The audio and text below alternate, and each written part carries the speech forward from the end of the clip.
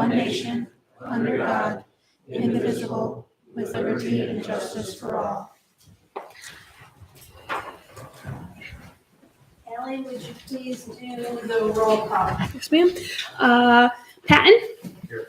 Chapman. Here. Ring. Here. Fox. Here. Shearhart. Here. Drake. Here. Tyler. Absent. Thank you. Before I ask you to approve the agenda, I would like to add an item to reports. So it would be 7D, as in dog. We are having a report this evening from the Tip of the Mint Watershed Council regarding septic system oversight. And so if we could please add that, item number 7, item D. And now I'll entertain a motion to approve the agenda. Okay, so we have a motion made by Drake, seconded by Ring. All in favor? All opposed? Okay, now you've had time to look over the minutes from the last meeting. Are there any additions, deletions, clarifications, or corrections?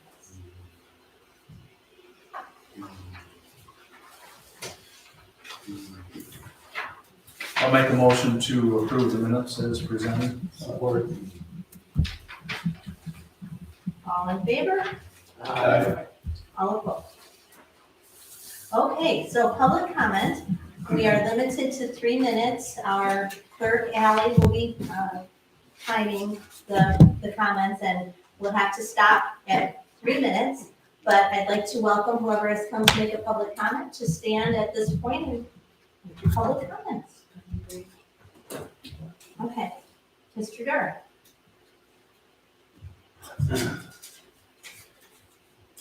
I brought up at some prior meeting that you lowered the units on 7977 Brook Street. I'd like to know if you did anything about that. And given the ordinance says if you once assigned a unit, no matter what you do with it, you can't lower it. I don't know what you did with it, so I'm not complaining. I just want to know what that's about. I also brought up the fact that the post office wasn't on the sewer system. I double checked the list for the sewer, and they're not on it. I realize you can't charge the federal government, but it's privately owned. It's leased to the federal government. I don't know how that works, but I want to know why they're not on it. And as far as the water, I want to know if I got a thing for a new water ordinance that I don't know if it was passed or not. It doesn't seem that it's been passed. I'd like to know that if the city hall, pavilion, park, campgrounds, the garage, the fire hall, and the township hall are paying for their water. And if they're paying for the new meters, which was suggested to me that you're doing, I don't know whether you're doing it or not. And I want to know if you get meters, who's paying for it? You know, the campground, the village, I don't know. I'd like to know that. But that's basically what I want to know. Good timing, 3 minutes. Thank you, Dave. I hear your concerns, and can I double check on that and get back to you? Yeah, sure. I mean, I know I where assumed you're that 2 months ago that Yep. you would do that. Yep. I'm easy going. You can do what you need to do. Thank you, David. I'll contact you tomorrow. Okay? Thank you. Next person. Okay. Yeah, Jared Sterling, County Commissioner. Just a couple things. Banks Township at their last monthly board meeting voted to go ahead with redoing Rushton Road from the village of Ellsworth to the Central Lake Township line. Cost to be approximately $570,000. They've been going back and forth between Rushton Road and Essex Road, kind of the two worst roads in Banks Township at this point, and Essex Road is just way too high for them to go ahead with. Antrim County got their equalized value back from their equalization director, Jamie Houseman. And property values in Antrim County were up an average of 21% last year. And the year before that, they were up 9%. So in 2 years, we're up almost a third, 30% in 2 years. I have the breakdown at home of each township. I think Banks Township was on the low end at a 14% increase. Torch Lake Township was on the high end at about a 27.7% increase. And I think Central Lake was kind of in the middle at around 19.8. The Northern Lakes Economic Alliance gave a presentation to the county commissioners last meeting. And they gave us a 10-year graph. And in those 10 years, the number of people that have been working and collecting a paycheck in Antrim County has been dropping by 1% each year. So we have 10% less people working today than we had in 2013. And that would kind of make sense given that all the small business owners that I know can't find enough help to work. They say it's partly due because we have a lot of people that move up here to retire. It seems like we're losing some of our young people to go other places, and anyway, it's somewhat concerning, and it's hard for small business owners who need some extra help, especially during the summertime. Any questions? On the increase in property values, what was that based upon?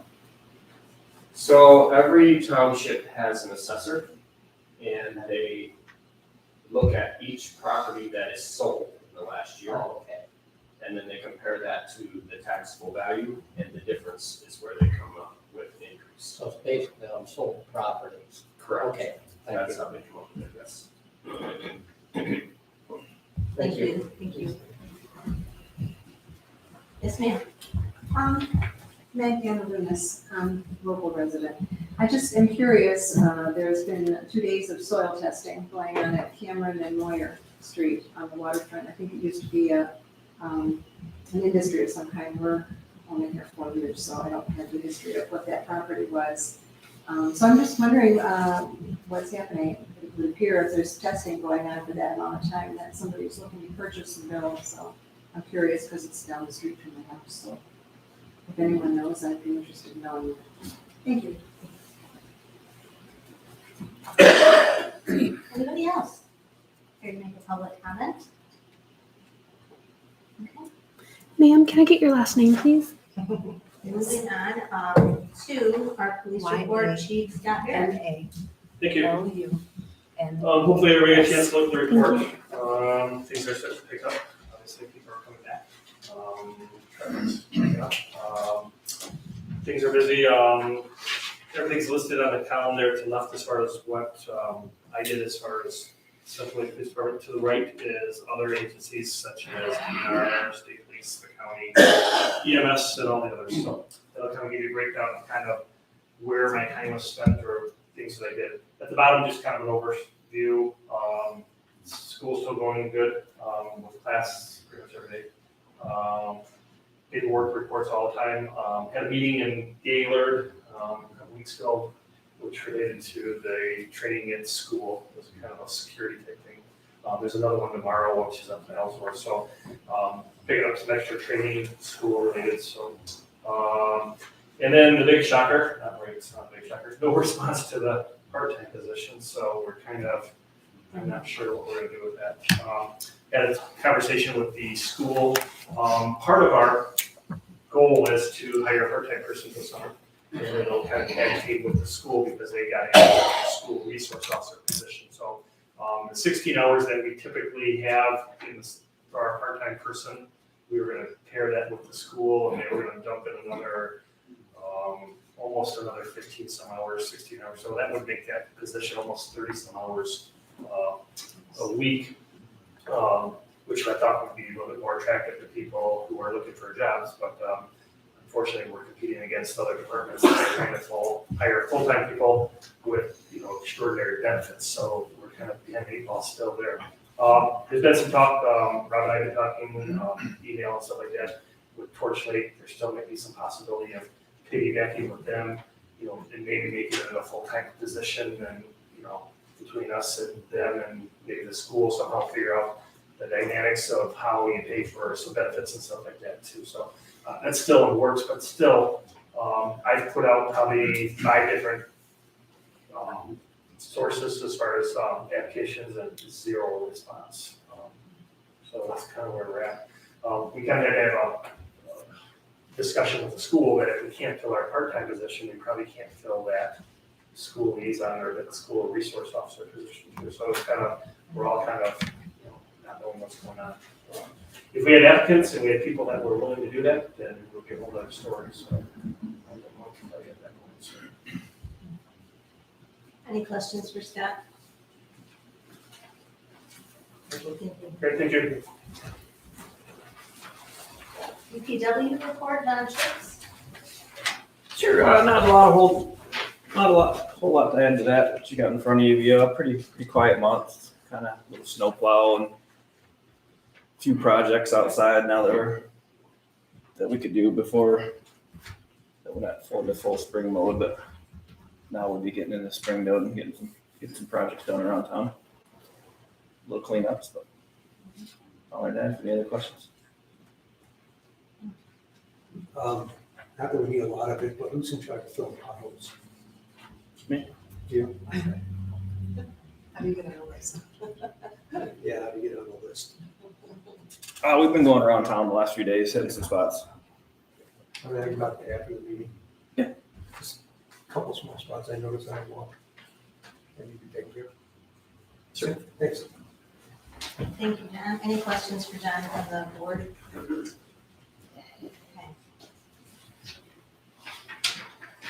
Kip Drake with the Water and Sewer Committee report. Okay. Last Wednesday, we had a meeting with Jennifer Hodges concerning the sewer project that's been ongoing. We're talking about doing the lift stations, and Eagle still hasn't okayed the drain field. We're gonna try to put a flow meter in to test the flow rates to make sure that the drain field will fall under the capacity of Eagle. Otherwise, when that happens, if we go above that, we could end up looking at a very expensive project. And then the other part of that, I will talk on later on in the agenda, the water rates. Kip, is there any projected timeline? And we've been putting this off for 3 or 4 years now, and the price just keeps going up. Yeah, we're supposed to do the lift stations this year. She's hoping to have the bids out by June. Yeah. Hoping for the list, it's in town stuff, hopefully get somebody bid and do it this fall. The problem with the meter out there is it's gotta be cutting in the line and doing that with the system, it doesn't shut down. Yeah, they would have to shut the whole town down to put it in. She's gonna look for a contractor that would do it at night, Less flow. less flow. I mean, we have a way of monitoring right now, but all of a sudden it's not good enough for them, so Yeah. that's where this is coming. Anything else from that committee? No, that's, we're good for now. Thank you. Any other questions for Kip? Okay, so now we are on to 7D, the tip of the mitt Watershed Council report about septic system oversight. All right, thank you. Yeah, so I'm Anna Watson. I'm one of the water resources specialists at Tiverton Watershed Council. Our office is located in Petoskey. So I'm here today to talk about opportunities for septic system oversight. And I just want to point out that this is not my domain. This is not my forte. I'm a water resources specialist, but I'm here just in support and helping out our policy team.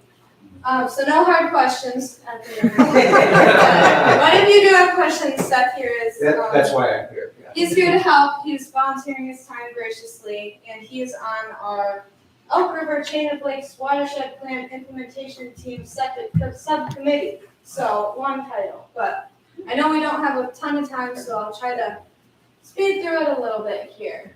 So again, Tiverton Watershed Council is a nonprofit. We were formed in 1979. That's when our monitoring first started. We have over 2,700 members, and our main mission is to protect the precious waters we have up here in northern Michigan. And we do this through respected advocacy, innovative education, technically sound water quality monitoring, and research. And I don't know if my pointer will work here. Hey, so we have pretty much the whole tip of the mitten here is our service area. So this project was funded by the Dole Family Foundation. So we are gracious to them for their support and want to thank them. We also want to acknowledge Grenetta Tomsey, the Health Department of Northern Michigan, the George Foundation, and other partners and anonymous donors that have helped support this project. So first, I just want to talk generally about how a septic system works, just so we're all on the same page. I don't know what's going on with all of my dinging over here, but so of course, many of us up here have lived here, been here over the summer, and are familiar with septic systems. But it is an underground wastewater treatment structure commonly used in rural areas that don't have sewer systems. And they treat wastewater from households, from the bathrooms, kitchens, drains, and laundry. A typical system has a septic tank and digests organic matter and separates out the effluent, which is what is inside of the septic system. Alternative systems use pumps or gravity to help discharge septic tank effluent. And some alternative systems are designed to evaporate the wastewater, or even some disinfect it before it's discharged into the soil and the drain field, which is over on the right side of the screen there. My pointer's not working. So the ultimate goal is to remove or neutralize pollutants like disease-causing pathogens, nitrogen, phosphorus, and other contaminants.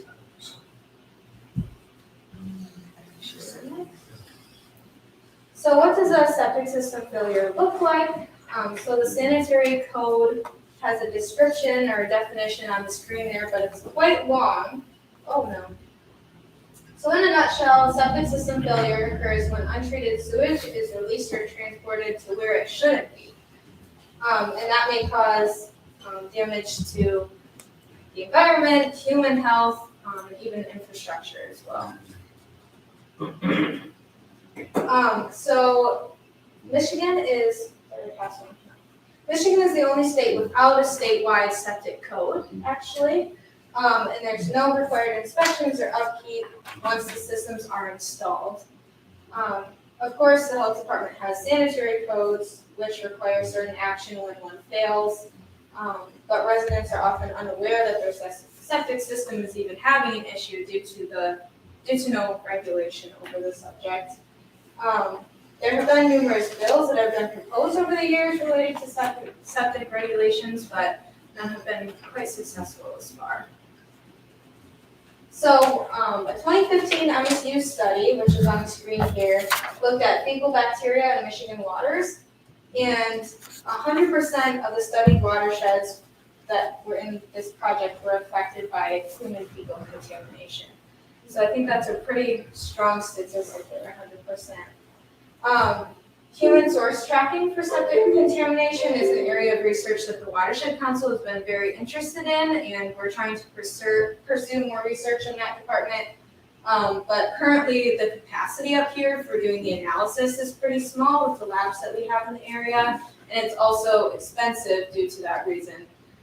So a lot of our projects have to be grant funded, and it's a pretty specific project to try to find grant funding for.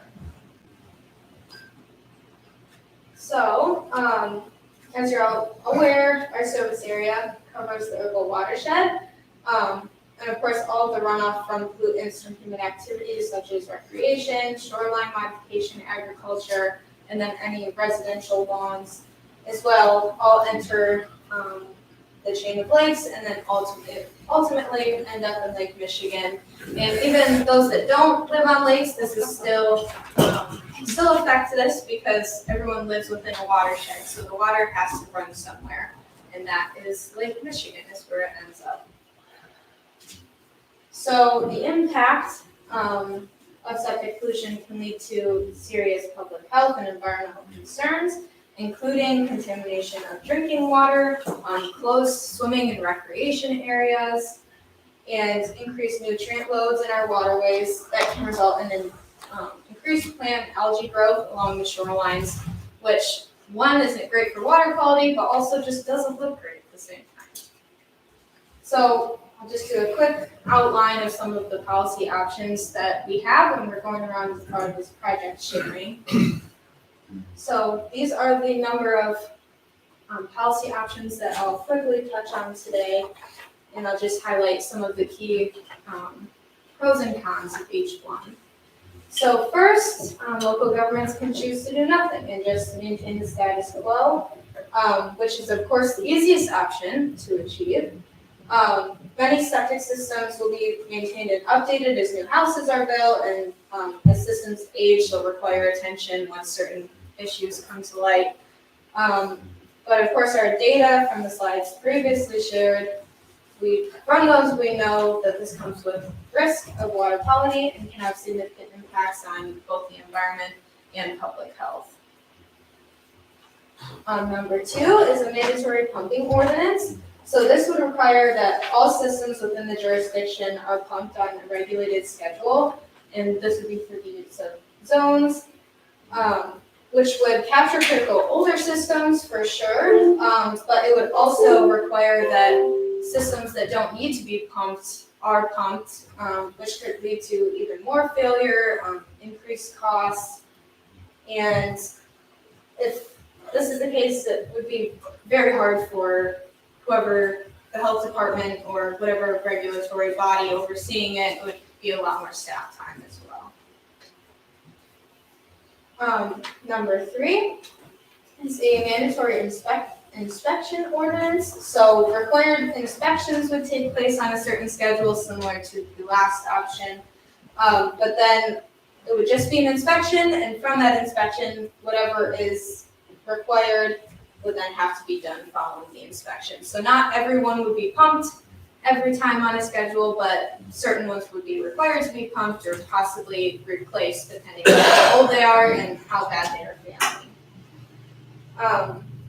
This would avoid the unnecessary measures in the last slide, but it also might be more labor-intensive process than some of the other options. Next, we have time of transfer ordinance, which would require local inspection of septic systems prior to the sale of a property. These are designed to identify septic systems that are no longer functioning as well as they were designed to.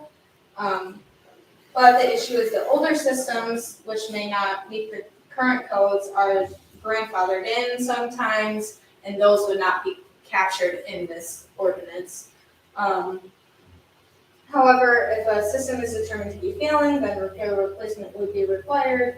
And this would also be a less labor-intensive process, which would be a pro, but it could increase the cost of property transfers as well.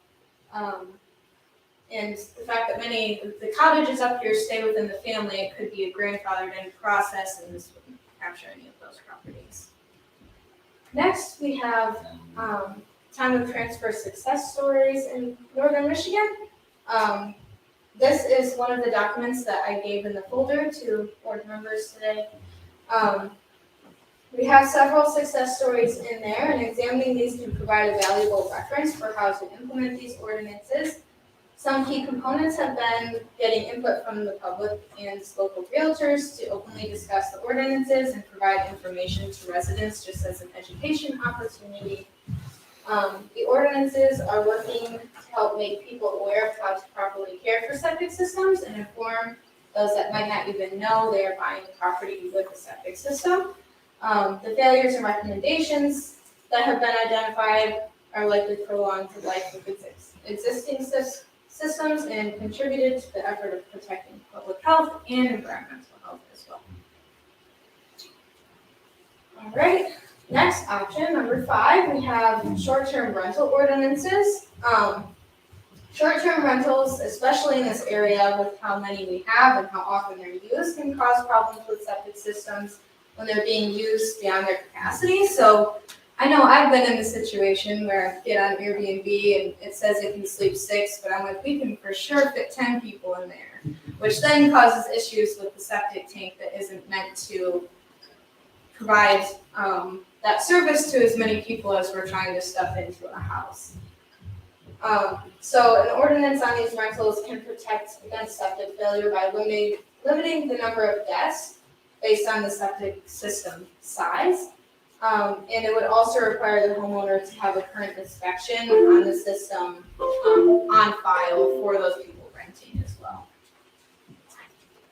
Next is the sewer system alternative, which I've heard discussed a little bit here today. So it's important to note the septic systems are not the only approach addressing this issue. Some northern Michigan communities have implemented or expanded central sewer systems. Sewer systems are most often established through the implementation of a special assessment district, which is an extremely time-intensive process. It has strict procedural requirements as well. Key considerations in regard to this topic are can septic systems in the area meet sanitary code requirements or not? How will the project be funded and how will the infrastructure be maintained? How will wastewater be treated and discharged? Will the sewer system lead to increased development in this area? And is the community ready to manage that development as well? So the Health Department of Northwest Michigan is represented on our subcommittee as well. None of them were able to make it here today. But they have emphasized that any local government interested in exploring these options should be in constant conversation with them to make sure that all the boxes are being checked off. And it also make sure that whatever happens is a sustainable solution as well. All right, so that's all I have for you today. I tried to keep it short. My information is up on the screen as long as with our policy director is up there, Jennifer McKay, and she's the one that knows all the stuff about this one. But I'm happy to answer whatever questions you have. I also have Jen McKay's business card in each folder that I passed out today, and Seth is also here to answer questions if he can, and if I cannot. Yeah. Could I get a packet for the minutes, please? Yeah, one of the folders. Actually, you Yeah. can have mine. I can have yours. Thank you. If you could bear with it for a few minutes, I'd like to add a emphasis on a couple of little points for you that I think are important. As mentioned, my name is Seth Phillips. I'm the Kalkaska County Drain Commissioner. I've been involved with lake associations down in my county, and I've been working on the problem of septic pollution issues for almost 20 years now up here. It's been quite a problem to fix, and which is the point of all these presentations. We're very fortunate in the state that one of the nation's preeminent experts in analyzing this field, Dr. Joan Rose, is at Michigan State University. And one of the slides Anna showed was of MSU research work that she has done, and thousands of samples over all watersheds in northern Michigan, 64 different rivers. The slide indicated that every one of those waterways showed human fecal sourced contamination at some point, every single one of them above the standards for human body contact. And in the areas where much of that occurred, the only feasible source was septic systems. So we know from that research, and there's 1.5 million septic systems in the state, in a state that has no regulation. As she mentioned, we're the only state in the country that doesn't have a state septic code, in a state that's so defined by water. It's just incomprehensible to me, but it's true. Joan Rose is also doing some additional research now, looking at pathogens beyond the traditional fecal human source waste, and the analysis they do now is able to mark the specific sources so we know that it's human sourced versus animals or farms or whatever it might be. She's now doing research looking at viral parasites that are showing up in the waterways, again related to septic systems. That work's not done, but some of the preliminary work is showing some of those problems showing up as well. Septic systems only work as well as they're maintained, and it is dependent on what goes down the drain going into those things. They don't treat a lot of things that we discharge from our home. So Kalkaska County has a point of sale program, and I think there's 11 of these in the state, all point of sale, which is helpful, but misses an awful lot of septic systems that aren't going through the real estate process. So we're working on trying to get a statewide solution. We've been trying for years. The legislature has had a number of bills over the years to try to address this at the statewide level. We've never been able to get one passed. We're hoping this time will be the miracle. There'll be another bill introduced probably later this year. We have a sponsor, and we're working on drafting and trying to build a coalition for that. It's not an issue that should be partisan. Septic systems are a problem for everybody, no matter what party you adhere to. So we're hoping we can get a broad-based coalition. But we don't know, nobody ever knows what our state legislature is going to do. I think you're all well aware of that. And so we're still trying to advocate local solutions, because so far it's been the only game in town. Where communities have done this. And I can tell you, like from Kalkaska's experience on the point of sale, I don't have current data, but from a couple of years ago, we did over 300 point of sale inspections, and there's a hierarchy of severity of the problems found, but 87% of those inspections found an issue. 87%. I think that number is worth giving some thought to. Now, those aren't all systems that are about to fail, but they're all systems that have something that homeowner or the buyer ought to be paying attention to for maybe down the road. Some of those are severe problems where they're going to fail or they leak already or whatever.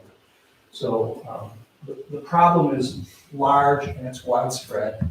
And the problem, of course, is that it's also very complicated and expensive to try to fix. So that's my little spiel. And likewise, if you have questions for me, yeah. Shoot. Thank you. Do you have questions? More than you can handle. Just one comment. I've been asked different times. The health department recommends that septic tanks be pumped every 3 to 5 years. Yes. And I have a constituent who always reminds me, every time there's a presidential election, it's time to pump the septic tank. It's a very smelly business. Well, there's a link that's worth thinking about, right? I do want to add as well, we have a webinar. We're doing an icebreaker series. We've been calling it of different scientists or experts in Michigan that are coming in to talk on different subjects a few Wednesdays throughout the winter. And our last one is April 19th. And it is specific to a septic survey we did on Lake Charlevoix, which included kayaking around the shoreline and testing for nutrient pollution from septic tanks. So if you're interested in how we did that survey or what the results are, you're welcome to join in. You can find it on our website and register. It'll be over Zoom, so easy to join from wherever you'll be. And Jen McKay will also be on that webinar, and there's a Q&A session at the end. So if you have any specific questions for her that you want to ask in real time, that'd be a great way to do it. Let me ask you a question. We were talking earlier about your sewer project. Is the entire village sewered or going to be sewered, or is it just a component part of it? Only a partial, only a So the rest is still septic? Correct. Yeah. Thank you. Yes, thank you. Thank you, Anna, and thank you, Seth, for taking the time to come tonight. And thank you for the informational packets and for the resources that you. Well, if other questions come up later, feel free to give us a holler. We sure will. Yeah, thank you for your time. Thank you. Appreciate it. Thank you. Enjoy the sunshine. That's all. Thank you. And before we, okay, so Matt, you've got a seat now. Yeah, thanks. Sorry, our blinds, our blinds broke in the other window, and so we are still getting them repaired. I apologize for sunshine being in people's eyes. But it is nice that it's sunshine and not snow. So that'll be next week. Okay, so I have no correspondence, and so we're on to agenda item 9. And I want to call your attention to a couple of things on the check register before we approve the bills. So let's see, I would like you to please look at page 3 of 10 to the DTE Energy check number 27029. So, Chip commented a couple of meetings ago that our DTE Energy bill seems high, and it is high. And it's because a previous clerk entered into a contract with a third-party natural gas supplier named Kratos. And what their mission is to offer inexpensive gas for a couple of months. And then when you're into your contract, then they have the right to raise your rates. And as you can see, they're charging us $420.86 this past month. So that contract was entered into many years ago. And so we are pursuing getting out of that contract and not involving a third-party natural gas provider that charges a lot of money for nothing. So, calling your attention to that. And let's see, the charge on page 4 of 10 for Great Lakes Business includes our new printer that was approved at our last meeting. And so that charge is a one-time, you won't see that repeated. Torch Ridge Construction, check number 27037 at the bottom of page 4 of 10 is for the custom-made shelving to store the village records. And that's the labor and not the materials. On page 5 of 10, Everbridge Incorporated, that's the mass notification system to alert people via text when there are village emergencies or boil water advisories or other such crucial communication needs, and that will be operational in about a month. So we'll have that system in place, and let us hope there are no emergencies between now and then.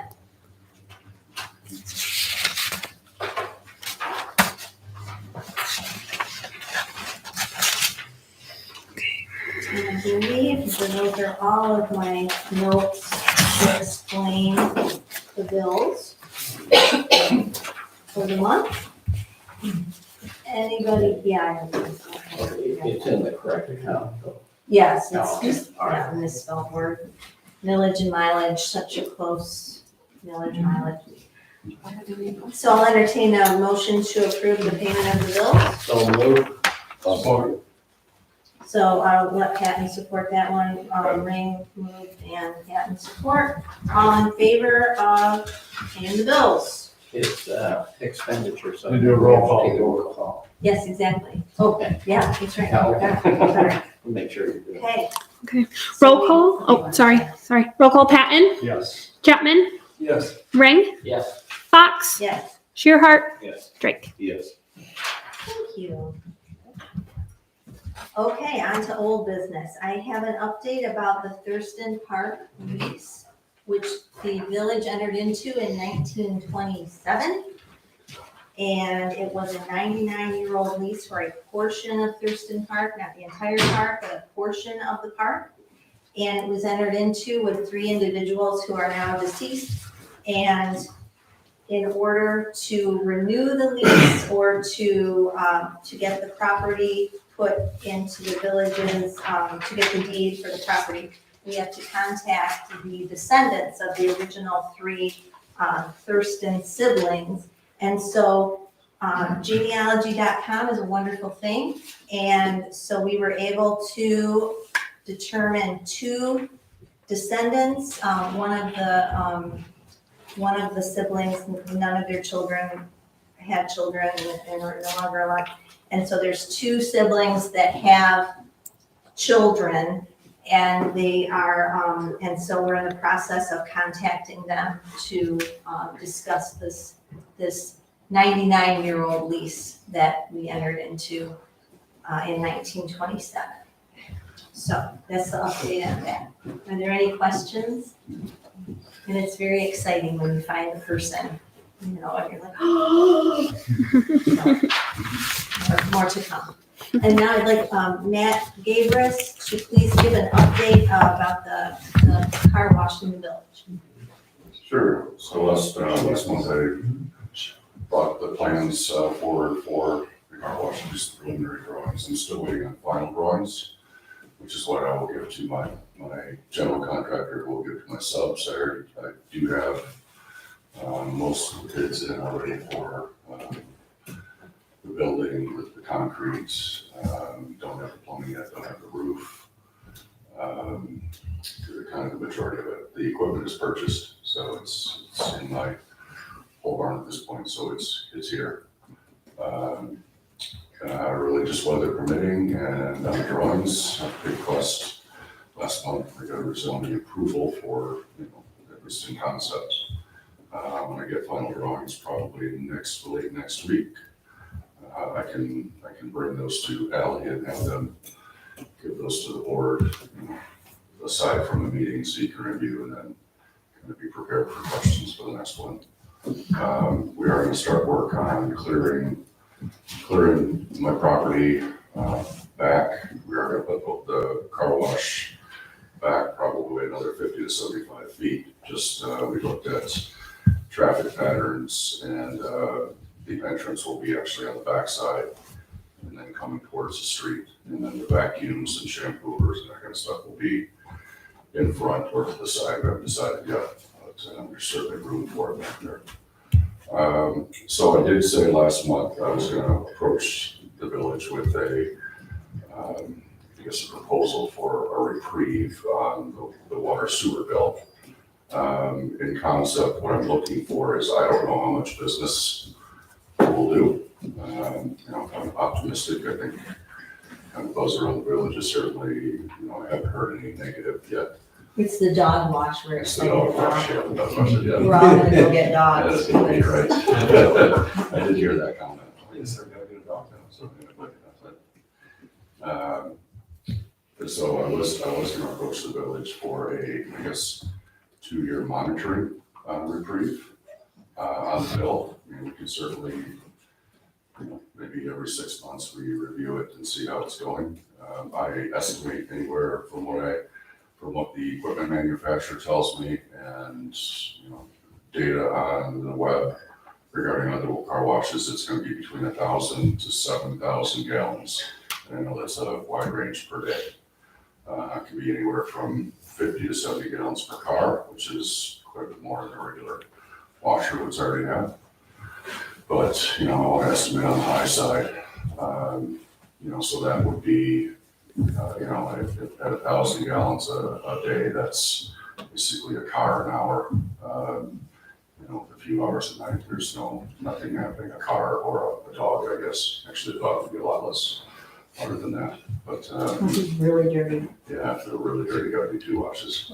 But I was gonna propose a monitor and, monitor for 2 years prior to establishing the bill, establishing the surcharges. And, water, hydraulic loading up is gonna be an issue for the sewer system. It's just, loading, and I will have primary, secondary, potentially tertiary settling basins. I mean, the main constituent from a car wash is gonna be grit and sand and, some salt and stuff like that. There is gonna be, of course, some soap and wax and stuff like that, but, certainly nothing like I wouldn't anticipate anything over household strength from just the parameters or BOD and solids and things like that, so. When you mentioned that you're using a soap that is Yeah. not chemical. Right, it's considered GRAS chemicals, and it stands for generally regarded as safe. It's a terminology used in the food industry, used for sanitation soaps, so that's the type of cleaning products I'll be using, so they are biodegradable, and more, certainly amenable to a large septic system, whereas obviously the village doesn't have aerobic basins or anaerobic digesters or anything crazy like that.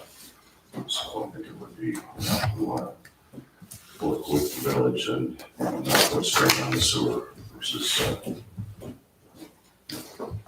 the other way. So, And you're filtering some water and recycling it as yeah, well. that's a good point, absolutely. So we do have a reverse osmosis system. It's actually in the barn as well.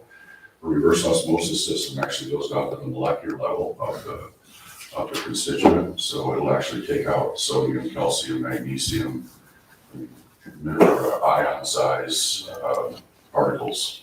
And that's what makes it clear wash. It makes your car spot free at the end. You can use a water softener and exchange magnesium and calcium for sodium, but that's not, it's much better to do it this way. It's more pure, it's actually, and it's literally pure water. I mean, more pure than spring water and stuff like that, so. And the wash from that, or it's called supernating, will actually go back to the front of the car wash and be the primary rinse. So about a third to a half of the water will be recycled and used. And so your proposal will have to go to the Water and Sewer Committee for Okay. consideration. We'll have to examine the ordinance, Okay. and we'll be back in touch with you and let you know. I'm sorry for being late. You can write something up. That was my plan to do so, and I can submit that to the board and to you. I did ask Jennifer about the car wash, Okay. and if it has to hook to the sewer system, she was talking about having a treatment thing, but obviously you've I've researched it and taken care of that part. I actually am exploring. I've already talked to the public health department, and I actually have the Gaylord office of Michigan Eagle seeing if it is feasible to do my own septic system, so we don't put loading on the villages. And I do have the land for it, and we're literally right next to the village septic system, so the soil type is exactly the same, sandy loam. So it would be certainly conducive to that. It's just the classification between household and commercial is obviously different in the eyes of Eagle. So, more to come. We're not digging yet, but Any questions for Matt? Okay, thank you. welcome. Thank you for the information. Okay, Thurston Park Campground Wi-Fi. I call your attention to the proposal that says your friendly something, IT ninjas. So this is for Thurston Park Wi-Fi. The company is still, this is a preliminary amount. They're still examining what equipment we could reuse, but much of our equipment is obsolete and will need to be updated. This is to provide Wi-Fi at the campground that can handle the load of the campground at peak capacity. And so truthfully, I have not examined this in detail because the company is still examining what we have, what we can use. So this is a preliminary proposal. And I don't believe we're voting on it, right? Well, a couple not was it last year or the year before, we hired 186 Networks to redo everything down there. What's the issue with the internet now? I don't know. What's the issue with the internet right now? So the current equipment we have right now was made for phones about 5 years ago. And I guess there's like, he was trying to explain it to me in layman's terms, I guess, because we had Fletch go out there. My dad brought the lift out there. He was on the roof. He was looking at all the equipment, and it's just outdated, and the broadband doesn't go far enough. The reason we are looking to update this is because April Siddiqui brought it to our attention that last year at the cornhole tournament, the Wi-Fi that's provided now doesn't power 4 tablets that are required to do the cornhole tournament. So if it's not providing power to those tablets, then I'm guessing it's not providing enough power for anyone else to use it on a rational basis.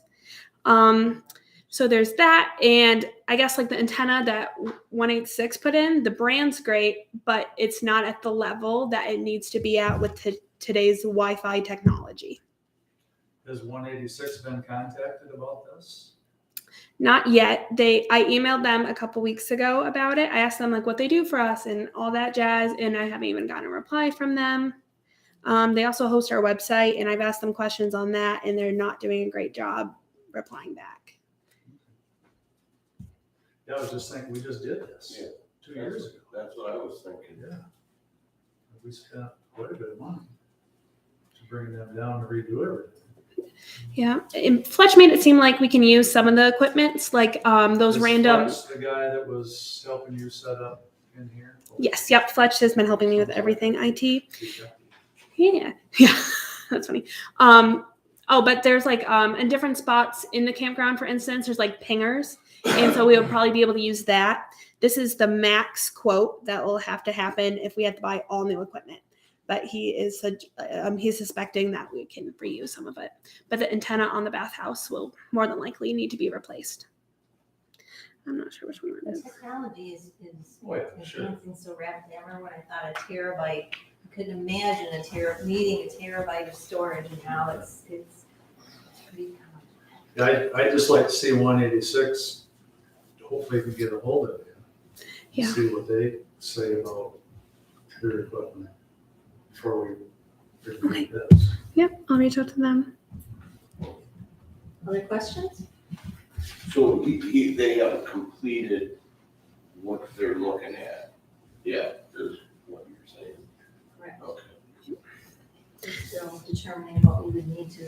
Because I thought last summer, our campground managers said that the internet worked great last year. Once they redid it, I think the fall prior. While Fletch was there, he did a bunch of testing to determine the signal strength and all that jazz. And in some of the areas in the campground, it's basically obsolete. Like you can check your email, that's it. You can't do anything else on the internet. It will just buffer and buffer and buffer, and you won't have anything from it. And with this upgrade, it will also extend the reach of the Wi-Fi, so you can get more into Thurston Park as well. And so that might be nice for the pavilion guests to be able to access that. Thank you. Any other questions regarding that? Okay, new business. We have a packet of event permit requests. From the Central Lake Chamber of Commerce. Is there anybody that would like, Matt, would you like to speak about that? Do you want to see the packet of? Thank you, Matt.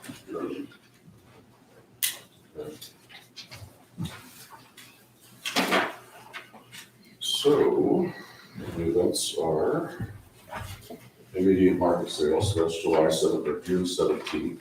Hours of the event are from 9 a.m. to 3 p.m. So we will need a little bit of, actually we don't need traffic control, but we will be having that at the chamber cabin. That will be an open area for anybody who wants to put up a booth. Second one is a fireworks fundraiser dinner auction on the same night. Actually, the immediate sale is until 3 p.m. and the dinner starts at 4 to 8.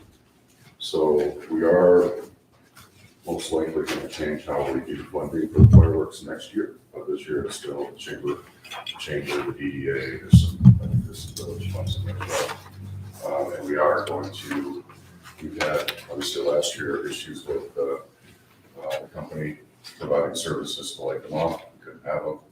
This year we're going to the third because they couldn't do the fourth, and, we are sending 3 individuals from Central Lake, and Bill, I don't know if you know about this, but, who are gonna be trained to actually, light off fireworks for us going forward. So Brian Rogers, Neil Rogers, and Scott Dodson all happen to be related to me, are gonna go. They're gonna get certified, and, they need to attend 2 events, and then they'll be okay with that. But I obviously, Bill, obviously your departments, like to coordinate with you guys as we do always.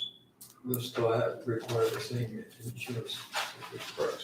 And I have to get a signature from the township, was that I've been tasked with.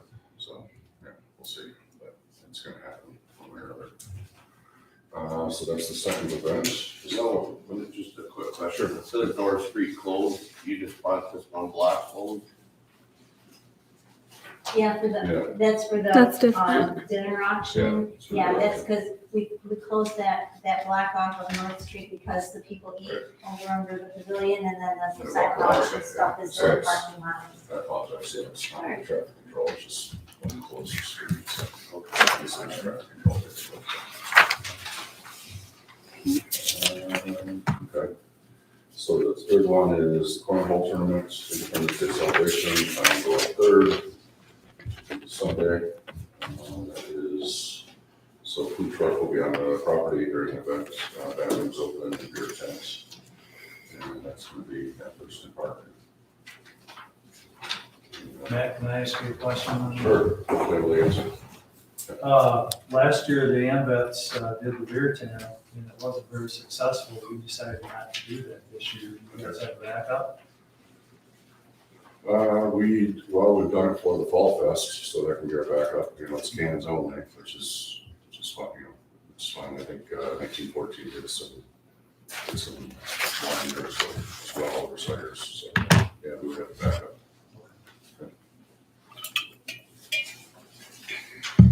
Let me confirm that, but I know we've done it before. The trouble we had last year was the cornhole players all brought their own alcohol. Oh, because they can, right? Yeah, right. Yeah, We was hoping to cash in on it. right. Okay. We've got a few months before that, but yeah, we should wrap that up. Okay, good point. And then the last but not least is the parade, 4th of July parade, so on Monday. And we will need traffic control, just the usual flashing both ends of the street. Scott, you got that? I'm going to see again for, not FC, but I'm the coordinator, so I set up the parking spots for all of the floats and all that kind of stuff. So we've got lots of volunteers to help, which always makes it happen. And we are going to do the different stage this year. I talked to Chris, and Chris is going to supply the stage downstairs instead of the old trailer that we have. So it's stored in the barn, in the village barn. We're not going to use that as the stage this year. So yeah, committee is closed from 12 to 1:30. Any other questions? Thank you to the Chamber of Commerce for doing all these events. I know it's a lot of work and not a lot of thanks.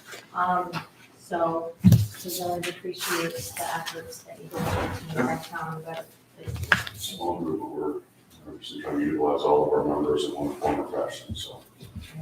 Not counting on over yet. So, any questions for Matt regarding these events? Okay, so now I am entertaining a motion to approve the events as presented by Matt and as explained in the event permit requests. So I'll make, Who can I give it to Bill? Yeah. Okay. Bill gets it, and then who gets to? okay. I'll fight you. All right, all in favor of approving the events as described by Matt and as applied for in the event permit, say aye. Aye. All opposed? Wonderful. So Kip, do you want to talk about the sewer and water rates? I really don't want to, but Right. I will. Okay. All right. In the same meeting with Jennifer, we have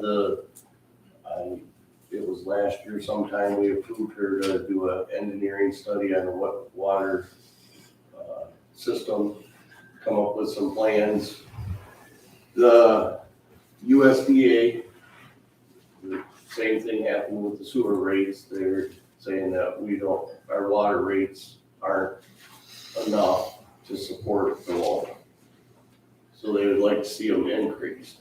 Now, in talking to her, I believe we're at like $13 a month right now. And they would like to see them up to $40 a month. A month or quarter? A month. So which, 36 for the Yeah. USDA to even consider. yeah. But she said she could try to do some stuff if we at least make an attempt, to raise the rates. And she was looking at like, in a 4-year process, about 25% a year is what she was thinking. And that might, be able to get that. And that's for water. That's for water, That's water, sewer, isn't it? It's water. just water. The sewer is already up there. So we're good right now on sewer rates for a Yeah, while? we're good with the sewer rates. We did, that was part of the project. Now, Because I've been hearing a ton of complaints about the sewer rates already. well, They yeah, go 4 times people's water bills, we're all gonna get run out. You're not gonna have a lot of that. I'll tell you that right now. well, and that was the thing. She's like, well, what do you think your constituents are doing? I can tell you what. I can tell you what, we'll be, See, we're, every one of us here pays a water bill also, so. yeah. And then, so she was like, well, would $10 a month do it? And I'm like thinking, I just raised $30 a month on the sewer bill, which I pay. So do I. And then to put this on top of it, now, the one thing she didn't know was on our property taxes, we do have a water bill. Okay. So there's like $50,000 projected for this year. And we do bring in $130,000 for our projected. I know that's just the income and we gotta take off expenses. But our system is aging, it does need work. There's been projects that were brought up 4 or 5 years ago that didn't get done, to do with the water tanks. We're at 42% water leakage right now. Some of the projects that she is considering or recommended would take care of some of it. So she couldn't be here tonight. She wanted to be. She had other things to do, but she will be at next month's meeting. And she would like us to just consider this and then come back to it next month so we can ask her questions and stuff. So table it, till she's here next month. Yeah, just, I wanted to bring it up tonight. You guys think about it.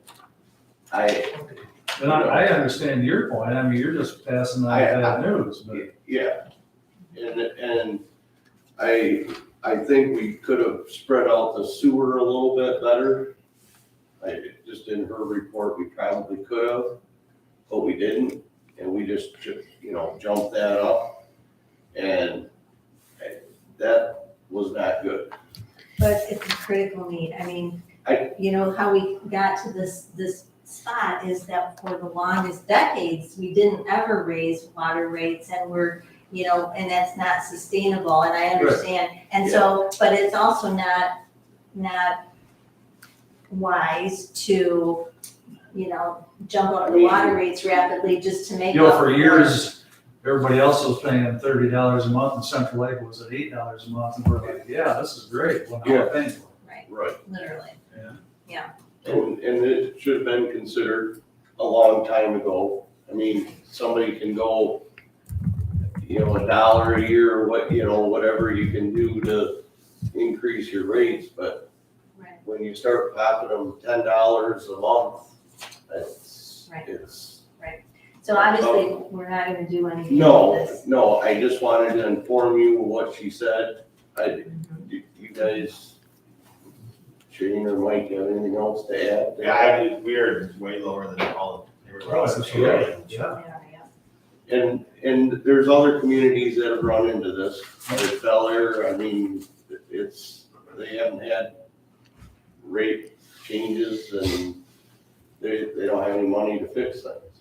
And part of the issue is, some of this could be paid for through the USDA, however, they do not support, if we're undercharging, they are not going to offer their support. Yeah, she said $36 a month for the USDA will consider giving the grants for it. And so then the issue is there other sources of funding that we could explore that are not dependent on what our rates are?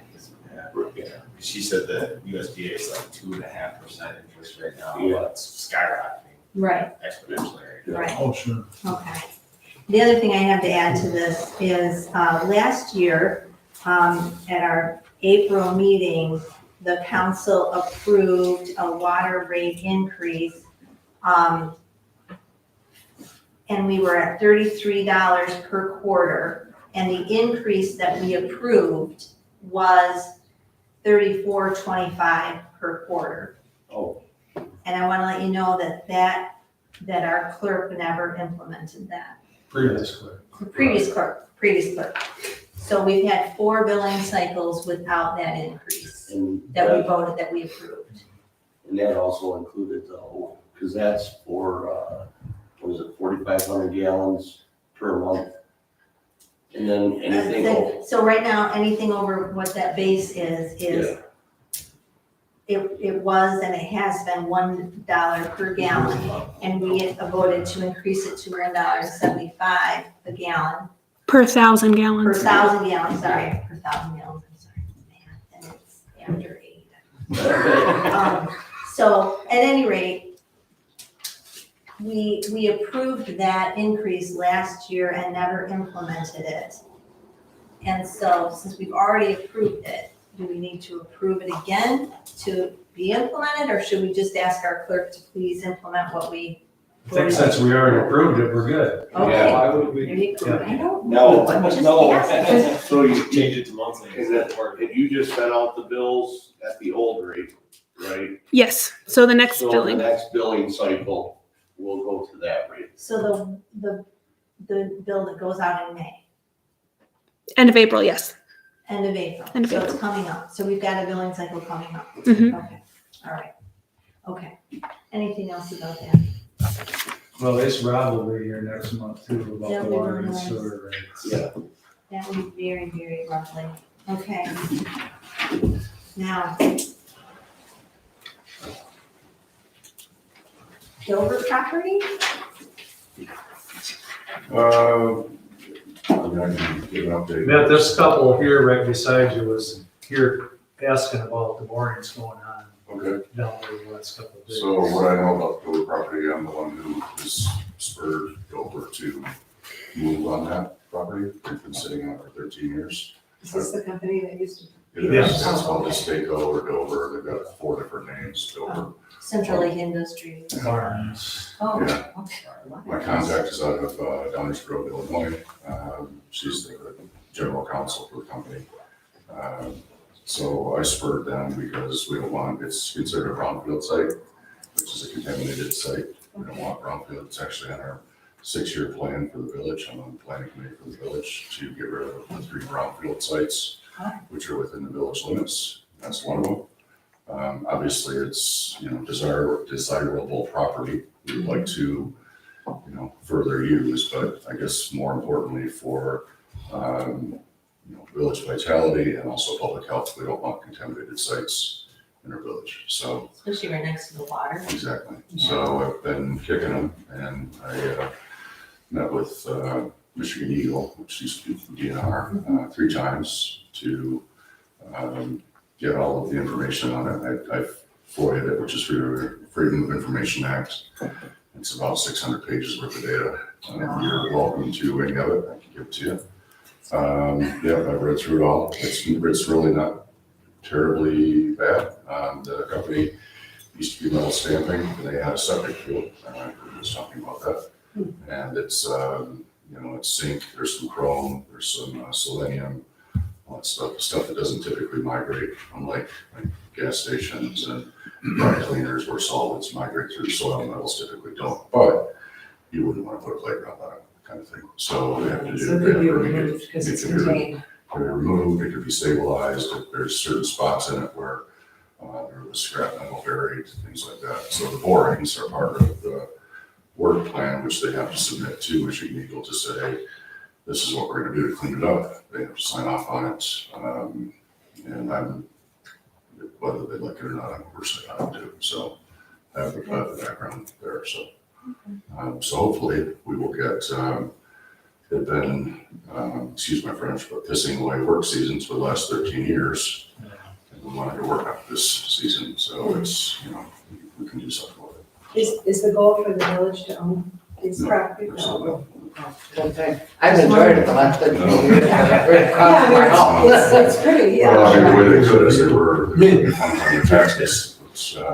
So whether that's right or not, I told them they were defunct on it and they called Ally. So hopefully they've settled up. It was to the tune of $18,000. So, yeah. Thank you for your work on that. That's pretty amazing. Wow. Part of the DEA stuff, so keep it moving. Well, no. All right, any more questions for me at this time? Go ahead. I'm so glad you came. Thank you so much. Okay, so paper folder envelope stuffer. Several months ago, when we were looking at a new copy machine, Ally and Rob looked at the idea of a paper folder envelope stuffer for the village for water bill stuffing and envelope stuffing, and came to the conclusion that it was a very poor investment.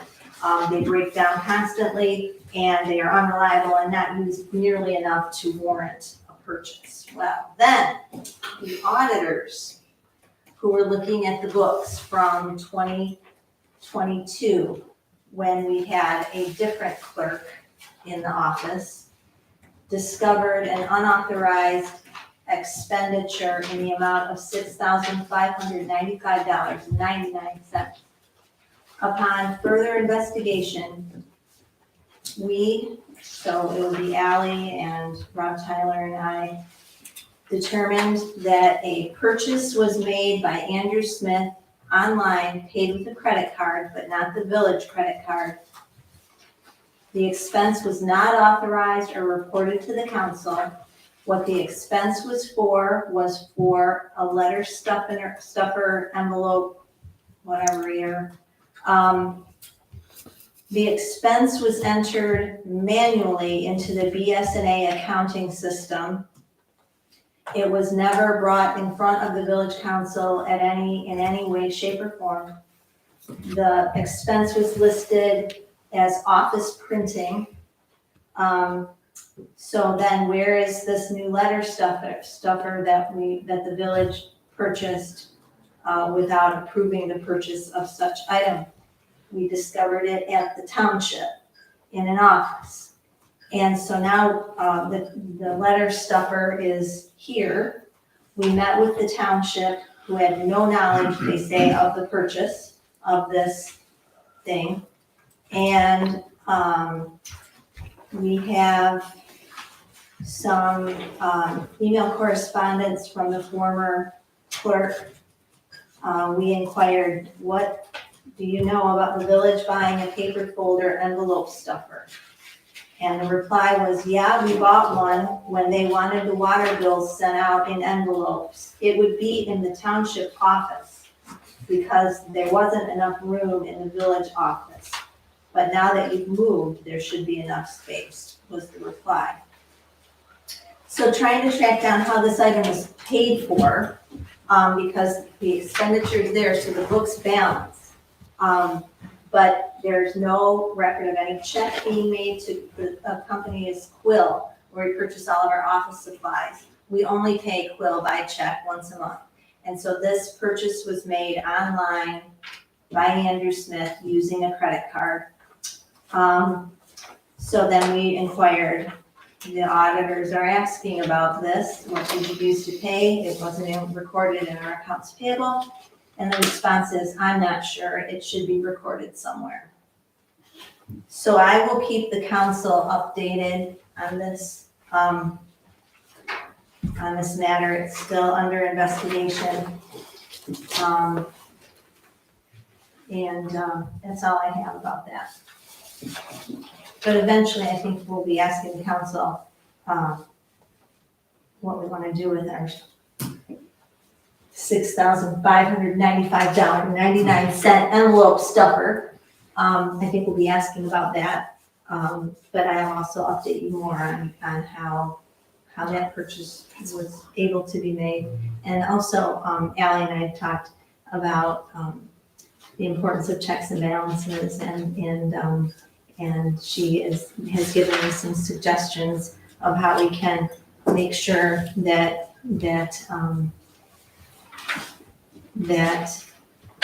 more people, that this kind of thing doesn't happen in the future. So. Well, that's a big expense for a little town like ours. What, do we have any, are we gonna pursue maybe some legal proceedings? I would hope so. I mean, the guy lives in Thailand, so there's nothing. Right, and took the laptop that he'd been using for township and village business. It was the township's laptop. He asked if he could take it with him. So there would be, if there was ever any evidentiary information there that's not available to us. So you'll recall that a few years ago when there was a clerk that had misappropriated funds, that the detectives investigated it and the prosecuting attorney investigated it, and then the prosecuting attorney decided to not proceed with any formal charges. I think that as a council, we need to obviously do our due diligence and involve law enforcement if and when we can, and then hope that justice works for us. So. That's it. Can I make a comment? Yes? Have you checked with the place where we purchased it from? Oh, absolutely. Okay. Yep. Okay. Yep, multiple calls back and forth and emails, because they have the record that it was paid by credit card, but they don't have the number. They have the record that it was ordered by Andrew Smith online on February 28th, 2022. We have the invoice that they came up with, right? We did not have the invoice. The only way that this was caught was when the auditors were looking at the books, and there was this line that had been manually entered that was an expenditure with nothing else attached to it. So we know that it was paid for somehow with village funds. We just don't know how. So we're gonna add that to the Scooby-Doo mysteries. Would that fall under general liability under the village's insurance? Possibly. Any other questions? On another subject, I've had several inquiries as to when the bridge repair. I think we're gonna get. Yeah, we'll get that. And and the questions I've had is there going to be a pedestrian crossing left over? Yeah, we'll get to that. Yeah, that's item, it's coming up. Okay. It's not here yet, but almost. Okay. Anything else? Any other questions about that? More to come.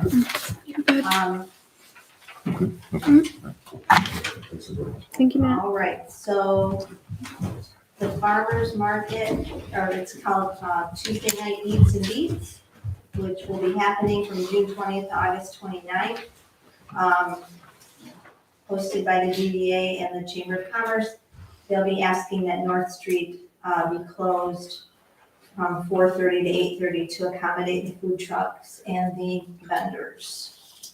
So I don't know if we need to Don't they get a permit for that? I don't With the street know, and the whole fist of I don't know. event approvals. We should probably fill out the permit. And Okay. then specify like what part of the North Street is closed, like from M88 to Elm. Okay. So we're gonna table that until. We did just a Pine last year. What's that? It was 8 Main to Pine last year. Or, yeah, what it, Yeah, Yeah, this is the village permit. We can. okay. All right, so we'll ask them to fill out the. All right, thank you for hanging in there, everybody, you're doing great. What kind of permit? Action items, we need to approve Catherine Rings as the common area caretaker contract for a total payment of $4,470. They did the work from early May, late April, until end of October, for the gardening and landscaping, monthly installments of $745. This is similar to previous contracts, same thing. Last few years. All right, I'll make a motion to approve Catherine Ring's contract. I'll second. all in favor? Oh, do we need to? Roll call. Okay, roll call, please. Patton, Yes. Chapman, Yes. Ring, It involves my wife, that's Catherine So Ryan, you're so gonna I abstain. abstain. You abstain. Amen. Fox. supports. thank you. Shearhart, Yes. Drake. Yes. Okay. Okay.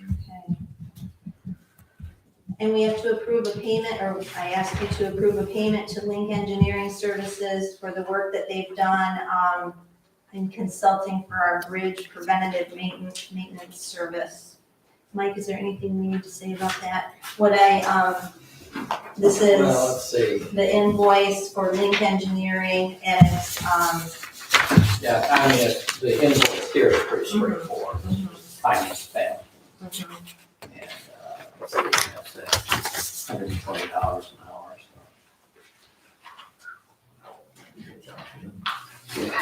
Yeah, Now you have something to shoot for even in negotiations. yeah. I don't think I'll get that. Oh, okay. I'll make that motion. I'll second it.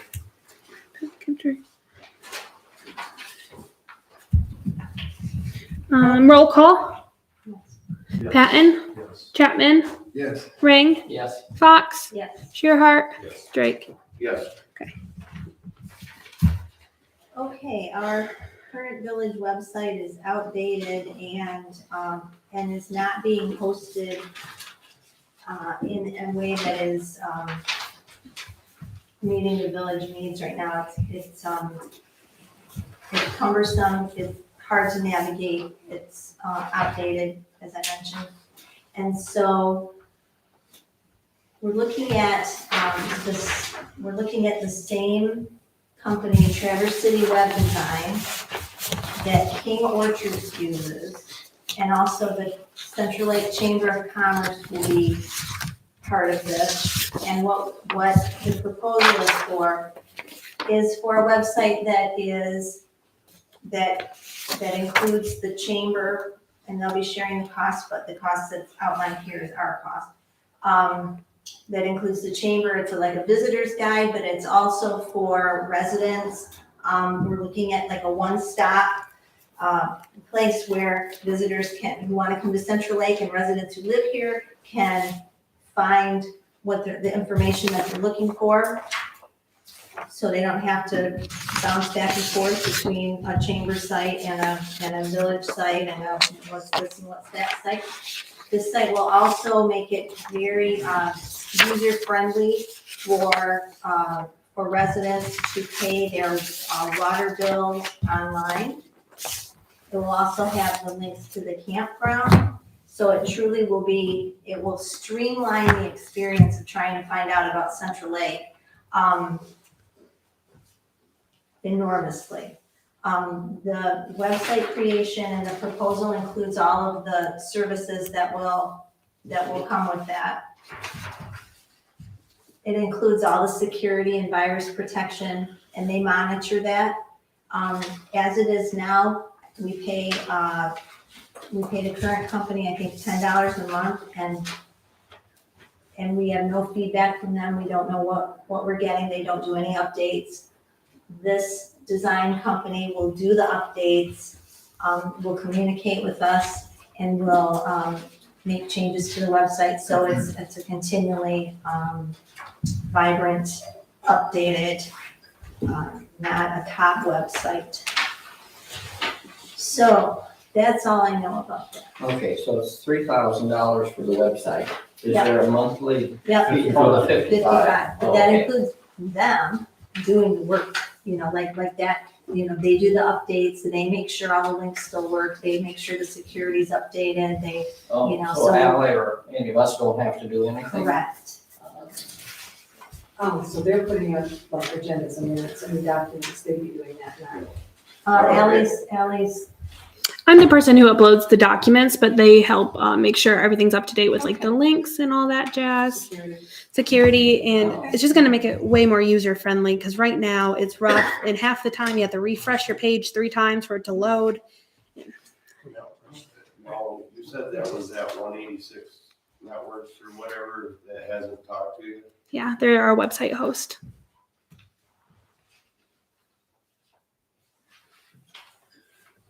any questions about the update? Everybody, all of the Central Lake entities are participating with the same company. I think it will be a good step forward for the village and for the chamber and the campground and for the residents and the visitors alike. I can say that we've approached the township and asked if they would like to participate, and they have said flat out no. So this won't have the township's data, unfortunately. So that's the one, the one negative I see here is that in our master plan that we've approved, or are approving, it specifically lists that we need to improve communication through a better website experience, better online presence, and make it easier for visitors and residents to have their needs met online. How long are they gonna take, like when they get their deposits, a rough draft, and then? I think we'll be part of the process and.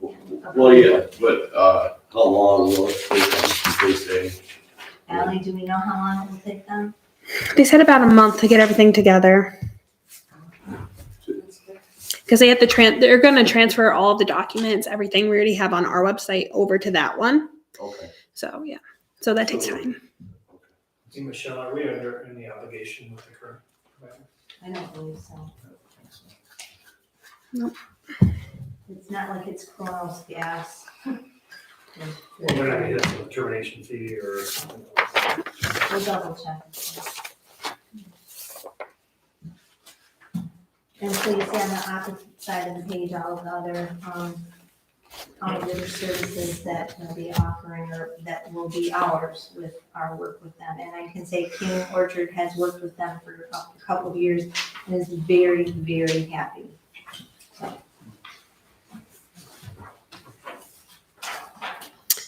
Any other questions? May I please entertain a motion we would do what? Proceed. Would somebody like to make a motion about our website? We want that motion to be that we You approve the Website. Okay. Website. That we move our website to Traverse City Web Design Yeah. as outlined in the proposal The only question that I got is here, it says Central Lake Chamber of Commerce and DVA doesn't say anything on here about the village. And I think that's, because I think the same letter went to the chamber and DDA. I think that was an error. But if you would like us to. No, I just question that. Okay. I'll So, support Shane's motion. Okay, before we do a vote on it, it says the feature is $55 per month. right, How long do we want to run this? is the contract a month-by-month contract? So if we want them to host our website for $55 a month, that means it's active. If they stop hosting it, we'll either have to find like someone else to host our domain. We have to pay someone to host our domain no matter what. Right. So whether it's 186 Network who does nothing for us, or it's them, or if it's Traverse City website. Better to have the webpage designer do the work. The experts do what they do. So, we should establish a time period that we want to do this if we're voting to have this website. So should we revisit this annually? Yeah. Yes, I believe that would be a good thing to do. I was thinking that I've been with them for a couple of years. Biannually.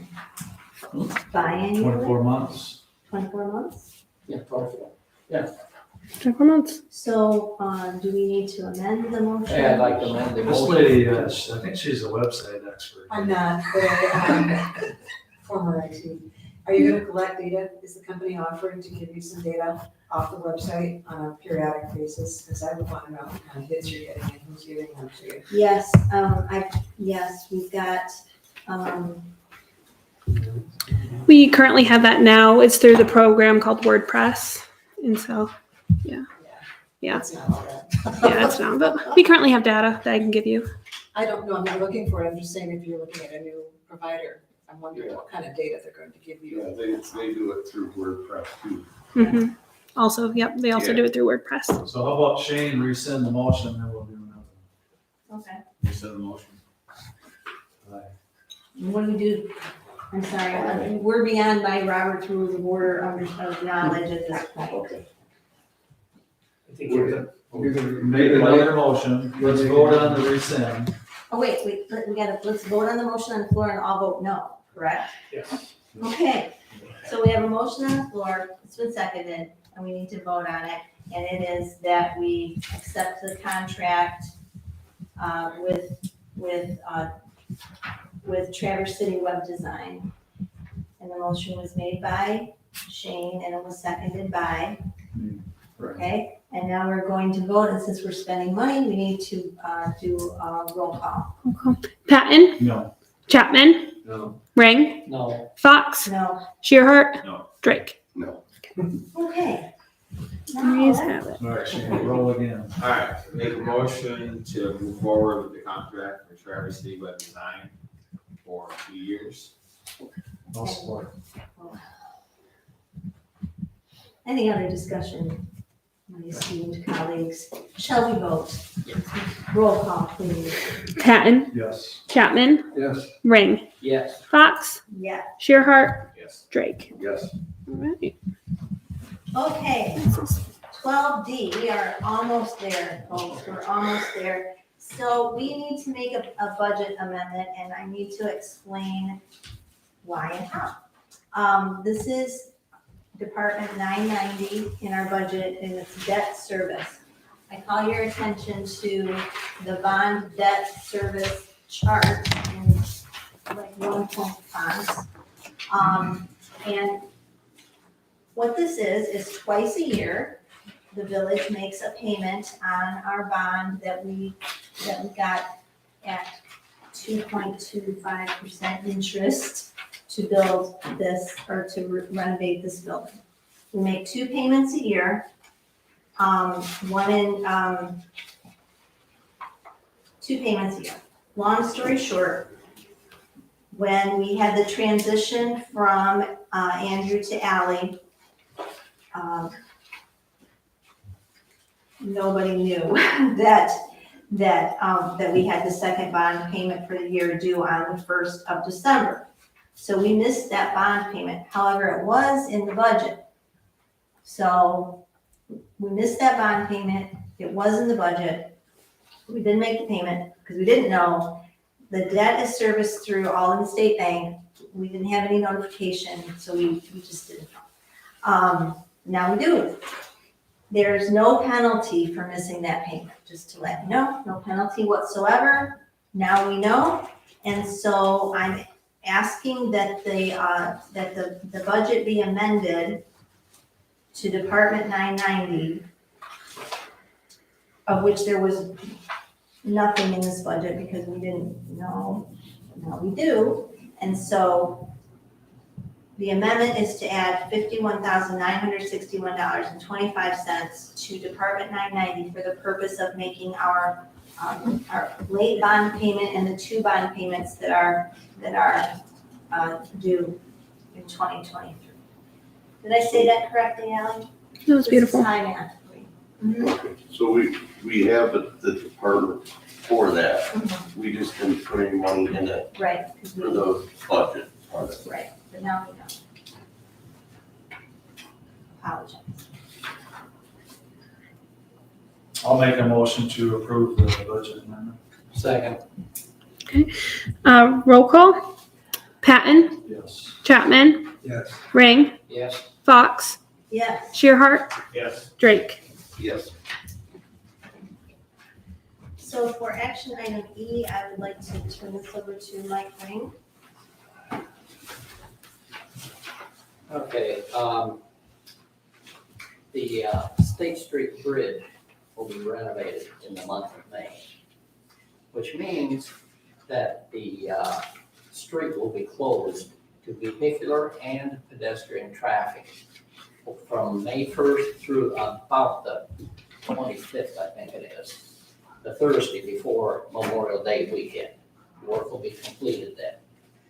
We talked about a pedestrian bridge, but we're not going to do that because it's only closed for 3.5 weeks.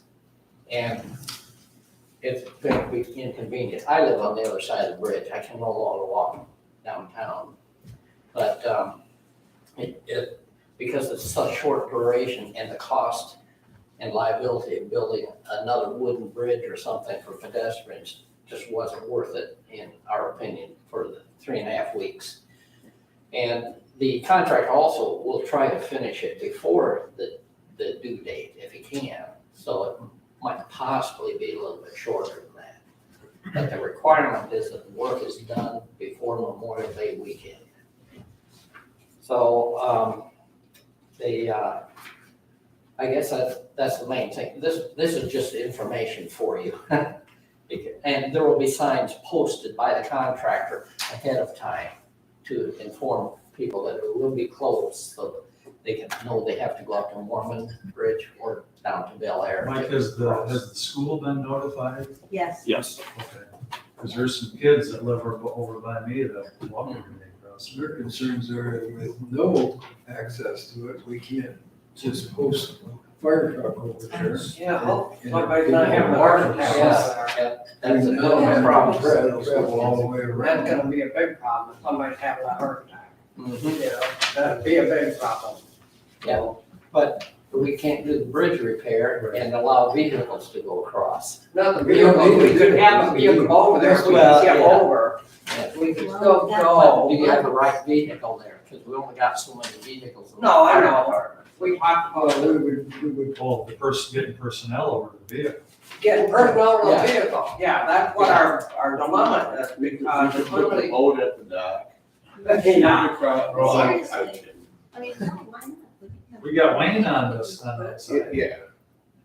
It's just gonna be an inconvenience 3 for weeks. 3 weeks. I know, it's just frustrating when we know that somebody needs somebody now and we can't do Well, that, it we is. just hope that nothing happens. Frustrating. Yeah, no. But this person is having What would, Just I have mean, to you know, a Yeah, fire if it emergency. it'd be worse if the bridge Heart attack and Right. even fell. the condition we have now, so they get to them quick enough. Yeah, we can, I mean, compared to having to go all the way around. Well, yeah, it. You know, but I mean, that's a big dilemma for people, you know, I mean, unfortunately. And we were talking about what can we do to alleviate timeline, you know, and we talked about leave a vehicle there, but there's gotta be a way we can get over there. We noticed out in our back 3 weeks. Or, Put a memo out. What the website. Especially you and me, Shane, we live over there. Yeah. So the question, you know, how does Charlevoix handle it when they're? They have that's why they're building Station nothing over there, office. because of that, you know, I mean. Well, so 3 weeks, we'll have to deal with this. And there's that, I don't think there's a good solution. There really isn't. There's not, but same thing. Yeah. We've been trying to get bids on this bridge for 2 or 3 years, and we finally got 2 bids. Yeah. And just like everything else, by the time we got a bid, the price had doubled. Yeah. Right. And Yeah, we put this We out. gotta get it done, or Yeah. else it's just gonna keep, eventually, if we don't do it, we're gonna have to build a new bridge, and then you're talking $1 million. Well, we've already let the contract, so we're obligated. Absolutely, the state has told us that it needs to be done. And, Yeah. and it could have been worse. Could have been the 4th of July weekend. Okay. Well, we wanted to avoid any. Well, that's what I'm saying. I mean, it could have been worse. I think before Memorial Day is the best time Yeah. possible. Yeah. Yeah, so it'll be open on Memorial Day, Okay. guaranteed. Don't do that, Mike. So, Oh, did you hear that? Don't guarantee that. Guaranteed I'm waiting for the Mike, are you, able to talk about the sidewalk thing? Yes, there is one more item here. This is important. Hang in there. Okay. We received a quotation, we asked for a quotation for sidewalk repairs. Now, this is on the north side of the street, west of the bridge. There's sidewalk area there, well, there's a certain section where there's no sidewalk at all, it's just some gravel. There are probably at least a dozen of the sidewalk squares that are broken, cracked, so forth. And then also there's a driveway, kind of a shared driveway for 2 different houses. And that's pitted up pretty bad. I don't know how that ever happened, but it doesn't look like it was chipped out, but it's broken up concrete, has holes in it and so on. So we asked for a bid from John Henry to replace that sidewalk, and it'll go from the bridge area all the way up to is that Lake Street? Lake Street. And it will include an ADA entrance ramp on the sidewalk. The work involves removing the concrete that's there, including the driveway, and then, or the driveway crossing, I should say. And then we have to raise some of the area there. Some of it's up to 6 inches or more that has to be raised because for some reason it's lower than the surrounding land.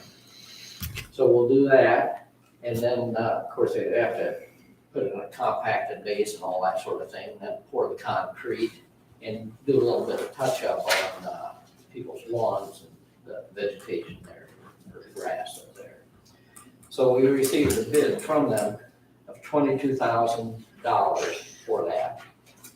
And option number 1 is removal and replacement of the double concrete drive approach. That's for the 2 houses. And that's an additional $3,500. So they'll do that at the same time that they're doing the bridge work. All the sidewalk work and the bridge work will all be done by, well, just before Memorial Day. So any questions on that? And so the cost of $25,500 has a couple of funding source possibilities. The, is it ARPA, the recovery funding can be used for that. I don't know how much is in that account. Also, the village gets funding from, what's the name of it, Ally? Act 51. Act 51, which is we receive a portion of the gas tax that's collected in Michigan. And I'm sorry, I don't know the amount in that fund. but in communicating with Rob Tyler, who couldn't be here tonight, bless his heart,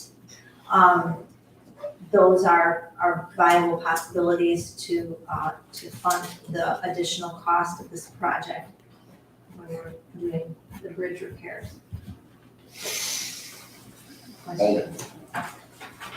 I'd say we do it, considering we just put a new sidewalk down past the corner store. Yeah. That's Yeah. pretty cruddy section of sidewalk there. And it's very unsafe. Yeah. That's, I it's trip a, on there walking. it's a safety issue. If we can get it done, we better get it done. It's a little harder to get it done. Our previous DPW supervisor before John came, that was supposed to have been done 6 or 7 years ago. Another one of their And projects. it kept getting put off. And I think if that company is here and they're willing to do it, They might as well do that approach to that driveway Yeah. and just do tie it all together and. Rob has been in contact with Steve Young, who lives right next to the river, but that's his main driveway. So he has already notified Steve of what's gonna happen here. He's very receptive to us. Okay. Brad Link, our engineer, said that he's reviewed that cost, and he says he said it is a reasonable cost for the work. So, Quite expensive. yeah, it's It's got a great stuff. yeah. And so I'd like to make a motion that we do the work for replacing the sidewalk on the north side of State Street, west of the bridge, including the drive approach for the two houses, for a total of $25,500. I'll second that. Roll call? Yeah. Yeah, Patton, Yes. Chapman, Yes. Ring, Yes. Fox, Yes, Shearhart, Yes. Drake. Yes. Okay. all right, public comments.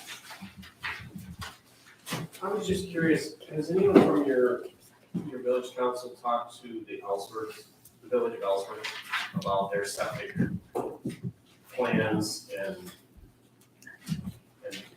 work that they've done in the last 2 years? Because you guys are kind of going down the same path, and if you could save yourself some work, because they've been working on it for actually 4 years now. And their biggest hurdle is the census data that shows what the median income is. Which is a joke. Yeah, it's, Well, they had the same engineer that we had. I think so. Yeah, I thought you can. Okay. Lynn actually knows more, but that's just my opinion. Right. Years old. We'll definitely I reach out. would have someone from your council reach out, and you might save yourself some work, and the rates thing, they did part of that last year, and yeah, if you wanna get a loan from the USDA, unfortunately, that's probably an area you're gonna have to walk down. The other thing I was gonna mention is, it's really good to keep an eye on your expenses and your accounts. I can tell you as a county commissioner, a couple months ago, we had a $20,000 expense come through. I said, hey, what's this? Nobody could answer it, so they went and looked at it. Yeah, we had contracted with Team Rooms to do sheriff department training. Antrim County's portion was $375. We paid the full $20,000 for the 10 counties in northern Michigan, because nobody said, hey, wait a minute. So I looked over the bills. Our last health department meeting, they lost over $100,000 worth of checks in the mail. So all I'm saying is, that's part of our job as public servants, is to look over the money. And I'm not angry about it. It's just part of our responsibility. They teach you in commissioner school, you have a fiduciary responsibility. You guys do too. And it's our job to look after the taxpayer money and ask questions. So all I'm saying is, keep up the good work and keep your eyes open. The commissioners, we have 2 commissioners that look over all the bills twice a month. It's good practice, and say, hey, what's this? And if you can't answer it, I mean, the county had an interesting situation, because for 2 or 3 hours there, they were working on getting the payment stopped on that bill. So they don't want to go down that road either, so. Sure. The other thing, I just talked to Matt just for a second, the Northern Lake Economics Alliance, he's gonna be building a whole new building for a car wash, if I understand that correctly. Which means his taxes are right here, right now, you build a new building and your taxes go up to here because you have a building there. I'm not sure if it's the village or the township, but you can set up a special district to gradually raise his taxes over the next 12 years. And numerous local governments have done it in northern Michigan, and it works out great. Because you're getting more money next year than what you got this year, but he's not paying for all of it on year one when he's trying to pay off his building, his car wash equipment, all that stuff. So if you know somebody that's doing that, I just encouraged him to look into it, and he was like, that would be a huge lifesaver, so, thank you. Thank you. Anybody else here to? Yeah, in terms of like the checks and balances, having worked for Chase Bank for 6 years, there are treasury services that are available for municipalities that you can speak to, ask specifically for your treasury management rep. I'm not sure what bank, but almost all of them have a treasury department. So there's positive pay, where you can get dual signatures, and only certain check numbers that's been approved actually get paid. So that's one thing. Another thing, looking at the water and the sewer, and as a taxpayer, obviously I have concerns. I have concerns directly as to certain businesses not paying full amounts as other paying people, if you will. So, but on that note, when we look at the sewers being used, septics being used, contamination, that's obviously a really big deal. And while it was kind of a really long presentation, I appreciated it because there's so much there for us to consider. One thing that I'd like to, just have the boards look at as we move forward are the homesteaders. The houses that sit on the lakes that have their houses homesteaded where they're saving in taxes, but they're not here contributing to the community on a daily basis in your grocery stores and gas stations and things like that. So as you're looking to appropriate funds and expenses on who's gonna get a water bill increase and how all that's affected, obviously the village has its own smaller section versus the entire township, which collects the majority of our taxes. So again, I would just look at a bigger, larger overview of how things are actually set up, who's paying the bill, who's getting the tax breaks, and how those funds are being appropriated. As you're looking at potentially giving discounts or graduated benefits in terms of tax breaks, as Mr. Rubino mentioned, there are options. While they're wonderful options, there's just a lot of things there to consider. So that's my comment. Thank you. Anybody else? I'll entertain a motion that we adjourn this meeting. I'll make it. Everybody in favor? Aye. Well done. Steve, Oh, very I'm much. in there. Okay. They're not cleaning it. No, they took